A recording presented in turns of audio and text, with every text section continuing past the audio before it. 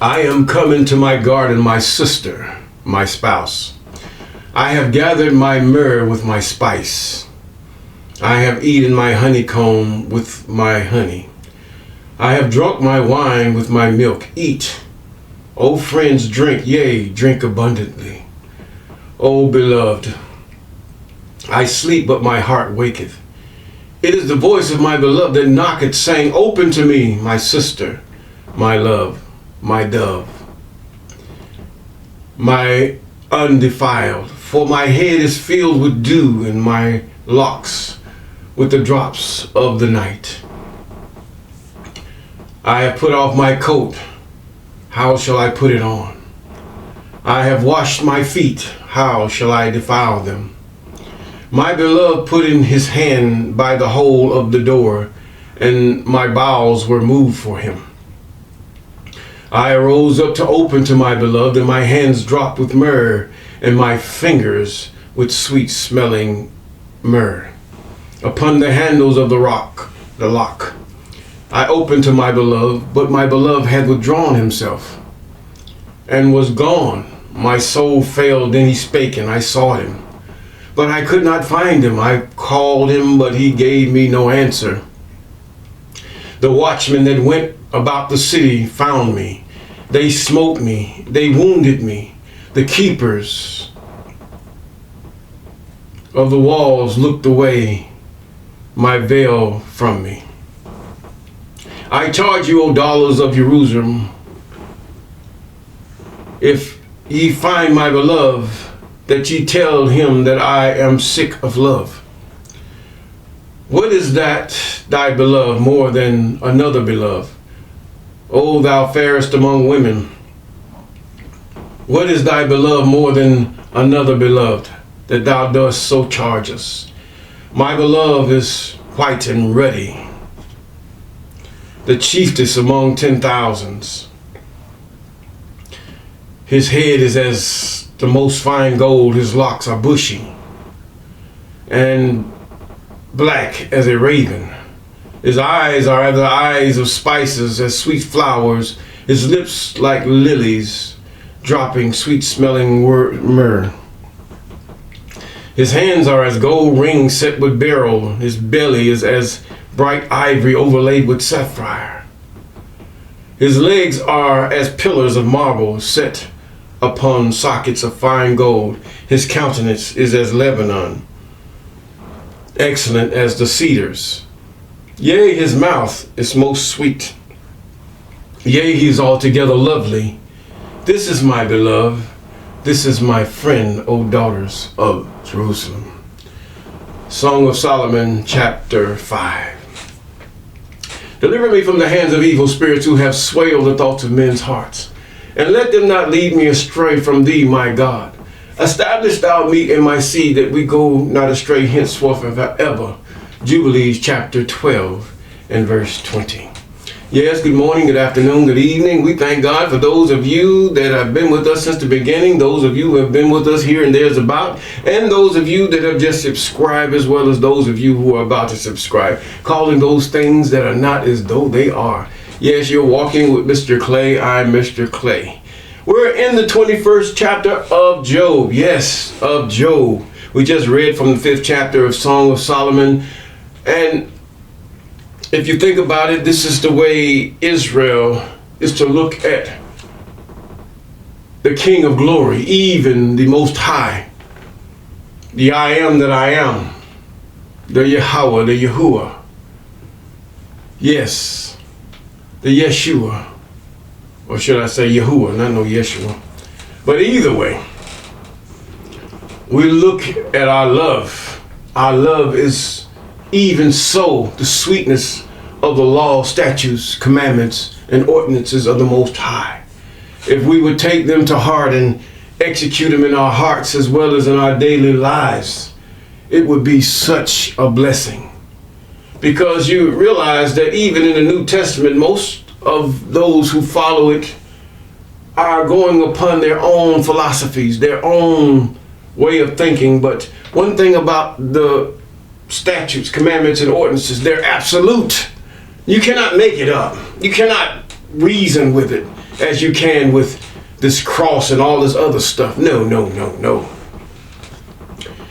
I was listening on social media and I came across some guy called himself a bishop or whatever organization that have donned him bishop. Yes, he's full of wisdom and has some good words to say. But one thing struck on me in his words is that he was talking about how that the words Yeshua and Yahweh, you inhale the Yah and you exhale the other words, but all words, you have to really make sense of what people are saying. All words are exhaled. There is no words inhaled. If you say any word, you will come out with a funny sounding word. It wouldn't be clear. No matter if you speak different languages. Only language that you would inhale would be a click language from the tribe in South Africa. That's it. That's the only word, but then that's just a sound to most of us. But to them, it's part of the word. So let us be mindful of those who say they're so educated, but the fact is the simplicity of the Most High is written also in Psalms chapter 19. And that when the psalmist praises and glorifies the word that cometh from the mouth of the Most High, or from the mind or the spirit of the Most High, there's only one creator. There's only one God. One. Just one. No others, no son, no daughters, no wife, no nothing. Just one. We don't understand, and this is where the Satans have our undivided attention. We're always looking for something deep. But the deepest thing you could ever do is keep the statutes, commandments, and ordinances and laws of the Most High and abide by them and weigh everything in your life and that comes at you in words or deeds by those laws. And you will never fail. You will never falter. And plus, one true saying, those words are not grievous. And you can keep them. Yes, you can. Yes. Now we're in the book of Job. The book of Job. The book of Job in chapter 21. We had Zophar talk about how that in a roundabout way, how Jacob was so wicked and all of that, and that how that Jacob, he was explaining what happens to the wicked, although they were good words, and that the fact that Jacob began to listen, he gave his enemies or so-called friends audience, that he would hear what they say without interruption. And so even the scribe that wrote these things down wrote them down as such. But in Job chapter 21, the book of Job chapter 21, he says, but Job answered and said, he was answering Zophar in all his rantings, hear diligently my speech, and let this be your consolations. Suffer me that I might speak, and that after I have spoken, mock on. Do what you're going to do. I'm going to tell you what I feel. This is what we ought to do. As for me, is my complaint to man? Why are you complaining to man? Why are you complaining to man? Yes, you have to complain to your boss or the law enforcement or all these things, but those complaints that should belong to God should be directed toward the Most High. They should be directed. Those who have authority to, only those who have authority or the means to aid you in your complaint and correct your complaint should be the ones you speak to. You can't talk about your wife to your friend. You can't talk about your husband to your friend. They cannot help you. You have to talk directly to your wife or your husband, woman. Now, he says, as for me, my complaint is my complaint to man? It's not to man, no. And if it were so, why should not my spirit be troubled? In other words, here I am with a bunch of sores on me and I'm suffering and I'm going through and I don't know why. And my spirit is troubled. Yes, Job had every right to be troubled. Mark me, it says in verse 5, and be astonished and lay your hand upon your mouth. Now shut up and listen, is what he's saying. Even when I remember, I am afraid. I am trembling, and trembling take hold of my flesh. Whereof do the wicked live and become old, and yea, are mighty in power. Now some of you have some rantings about God. Now Job noticed this even in his time, that wicked are living.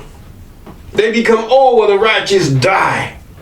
And they become mighty in power, whether money or peoples or being in the high esteem in their circles. Yes, he's saying these wicked people are being, they're established. He said, and their seed is established in their sight with them, and their offspring before their eyes. These things are happening to the wicked. Why? Is Job saying, their houses are safe from fear. They let people run in and out, and they don't care. Because they know they're not going to steal anything. Because the wicked knows wicked. There's something that would happen. Neither is there the rod of God upon them. They are not suffering from the wrath of the Most High. Their bull gendereth and faileth not. Their cow cleaveth and casteth not her calf. In other words, these people are prospering. They send forth their little ones like a flock, and their children dance. And they take a tremble and harp and rejoice. And at the sound of the organ, they spend their days in wealth. And in a moment go down to the grave. Oh, they done lived it up. They lived it up. The wicked live it up. Nice suits, nice clothes, beautiful houses. Job saw this in his time. Now come on, you have to think about it here. Let's keep on. They go down to the grave, but the fact is they're going to die. All the 5 families, all their children, all your oppressors, all those that have prospered off of you, all that have prospered because of you, shall go down to the grave. They try to memorialize themselves in many ways, but they shall go down to the grave. Therefore they say unto God, depart from us, for we desire not the knowledge of thy ways. We got it good like we have it now. Why we want God? Why we want the Almighty? He said, what is, in verse 15, what is the Almighty that we should serve him? Why should I serve the Almighty and his people are poor? They don't have anything. They neither eat nor drink. They always in mourning. They always in heaviness. No, we want to party. That's what they're saying. Yes. Why should we serve him? What profit we have if we pray to him? What profit do you have praying to God? This is what Job is saying. And now he answers himself. Lo, their good is not in their hands. The counsel of the wicked is far from me. In other words, just like Psalms 1, don't sit in the counsel of the ungodly, neither sit in the seat of the scornful, but thy delight should be in what? The law of the Most High. Psalms chapter 1, yes, verses 1 through 3.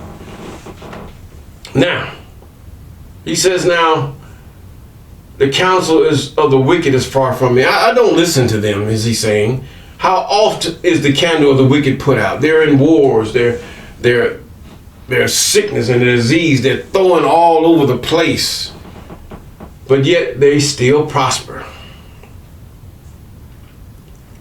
He says now, how often is the candle of the wicked put out? Verse 17. And how oft cometh their destruction upon them? God distributeth sorrows in his anger. In other words, God's going to go around and meet everyone out in his anger toward the wicked because of what? The way they have done those who do right by the way of the commandments, statutes, ordinances, and laws of the Most High. Yes, they are as stubble before the wind and as chaff that the storm carrieth away. God layeth up his mighty iniquity for his children. He rewardeth him, and he shall know it. In other words, Job knows that there is something that God has in store for me. Not only in this life, but in the life to come. I have it both ways. After you've killed me, there's nothing else you can do to me. Yes, I'm going to scream, I'm going to holler, I'm going to go through whatever I have to go through the process of death. But after that, it's over. But you, wicked man, wicked woman. Oh, let me digress right there. But either way, he says, God layeth up his iniquity for his children. He rewardeth them. He shall know it. His eyes shall see his destruction, and he shall drink the wrath of the Almighty. And in the words, I believe that's in the book of Jeremiah, it says, when the wrath of the Most High is a cup.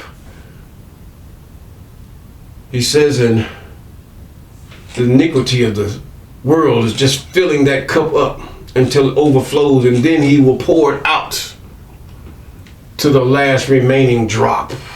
The Old English has it as dregs. Yes, as dregs. But the fact is, God has a time. You say, well, why I gotta wait? I gotta wait. You're living in eternity now.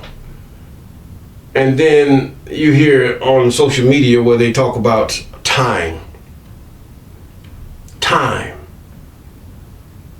One man says there's no such thing as time. That's a lie. Time was created the first day when the first light was made in the moon. The evening and the morning was the first day. Day means time. The span between the evening and the morning was time. Yes, it was time. The going down of the sun and the rising of the moon is time. Man has decided that he would take this time and dissect it to make your hours, minutes, seconds, nanoseconds, and all these things that he might learn to number his days. In other words, time, your 8-hour clock, instead of just looking at the sky. Oh, I've been here 8 hours. This is how they worked so long. In the early days, in this time, they had no time. They worked from sun up to sundown. That was the time. Even in the time that we see now, some still work from sun up to sundown. Could be 12, could be 14 hours. It could be a long time before the sun decides that it's the end of its rotation, or that it's travel over that region of the earth. He says, now,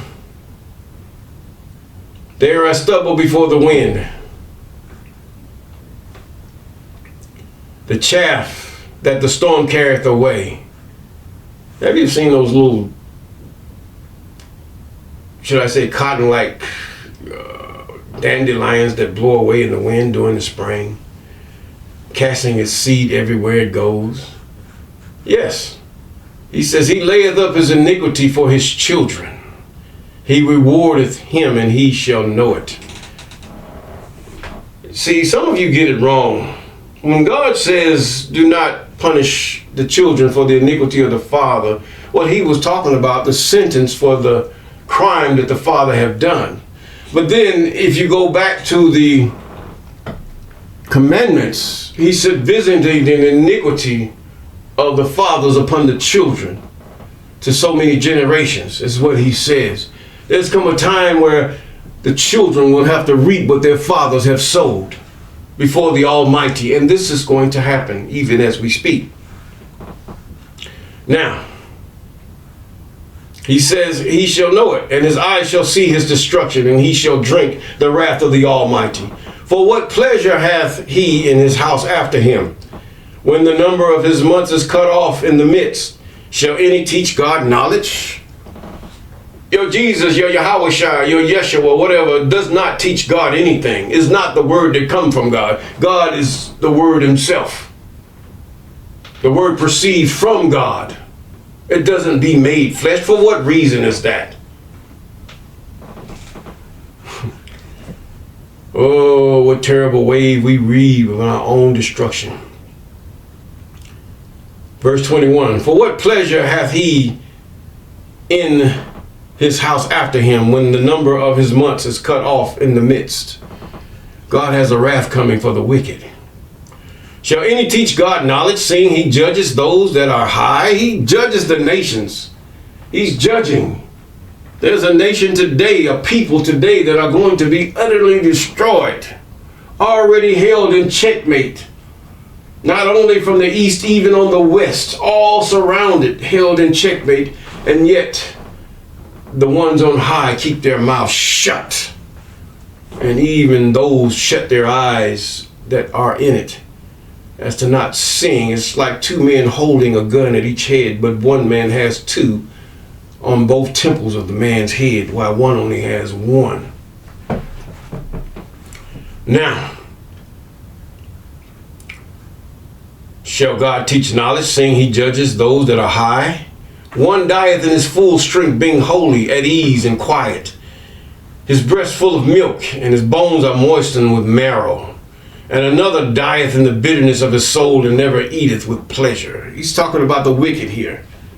And they shall lie down alike in the dust, the righteous and the wicked. Yes, it shall happen, and the worm shall cover them. Behold, I know your thoughts and the devices which ye wrongfully imagine against me.